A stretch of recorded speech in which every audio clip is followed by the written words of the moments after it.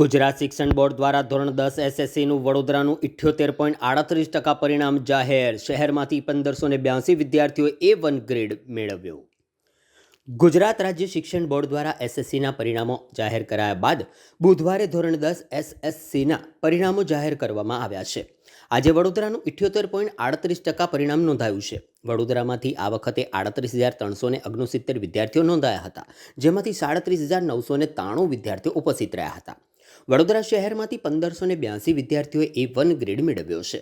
મહત્વની બાબત છે કે વર્ષ 2024માં વડોદરાનું 77.20% અને 2025માં 76.5% બાદ 2026માં વધીને 78.38% પરિણામ આવ્યું છે. આજે વિદ્યાર્થીઓએ પોતાની શાળાઓ ખાતે પહોંચી વાલીઓ સાથે પરિણામ નિહાળી ખુશી વ્યક્ત કરી હતી. આ અંગે વધુ માહિતી વડોદરાના જિલ્લા શિક્ષણાધિકારીએ આપી હતી. मैं रोजे स्कूल जती थी तेमां वाँचती थी, ट्यूशનમાં वाँचती थी અને એમ તો 3 થી 4 કલાક વાંચતી હતી. સાયન્સ, બાયોલોજી, વિજ્ઞાન. 3 થી 4 ઘરે અને સ્કૂલ ટ્યુશન અલગ. કૃતિ મહેતા. મેં 3 થી 4 કલાક અભ્યાસ કરતી હતી અને મારા પેરેન્ટ્સના સપોર્ટથી અને મેઇન તો છે સ્કૂલની ફેકલ્ટીના સપોર્ટથી સ્ટડીઝમાં સારો સપોર્ટ રહ્યો છે અને મારા 96.66 PR છે. આગળ મેં સાયન્સમાં B ગ્રુપ કરવાની છું. પ્રિયાંશી પંચાલ. માર્ચ 2026નું ધોરણ 10નું પરિણામ આવ્યું છે. વિદ્યાર્થીઓનો વાલી ઘણા બધા ઉત્સાહિત છે. કાકા જે પરિણામ સારાનું પણ બહુ સારું છે અને વિદ્યાર્થીઓનું ઘણું સારું આવ્યું છે. તો આવા સારા પરિણામ માટે વિદ્યાર્થીઓને ખૂબ ખૂબ અભિનંદન, વાલીઓને પણ ખૂબ ખૂબ અભિનંદન. અને સાથે સાથે એક મેસેજ આપવા માગું છું કે આ પરિણામ એ અંતિમ પરિણામ નથી. જે વિદ્યાર્થીઓ સફળ નથી થયા એમને ગભરાવાની કે ડરવાની જરૂર નથી. બોર્ડ તરફથી 12મી જૂનથી ફરીથી બોર્ડ પરીક્ષા લેવા જઈ રહી છે. બધા વિષયની આપ ફરીથી પરીક્ષા આપવા માગો તો પણ આપ આપી શકો છો. બસ તૈયારી કરો, સફળતા તમને મળવાની જ છે. ગુજરાત માધ્યમિક અને ઉચ્ચતર માધ્યમિક શિક્ષણ બોર્ડ દ્વારા ધોરણ 10નું આજે પરિણામ જાહેર થયેલ છે. આપણે વડોદરા જિલ્લાની વાત કરીએ તો વડોદરા જિલ્લાનું પરિણામ 78.38% છે, જે ગત વર્ષની સરખામણી કરતાં 2% જેટલું વધારે છે. ગત વર્ષે આ પરિણામ 76.65% હતું.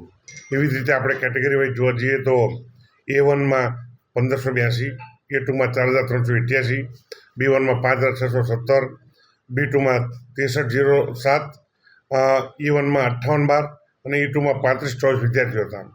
એ ઉપરાંત આપણે 30% કરતાં ઓછા પરિણામવાળી શાળાઓ જોવા જઈએ તો ગત વર્ષે 17 શાળાઓ હતી, જે ઘટીને આ વખતે 14 થઈ છે.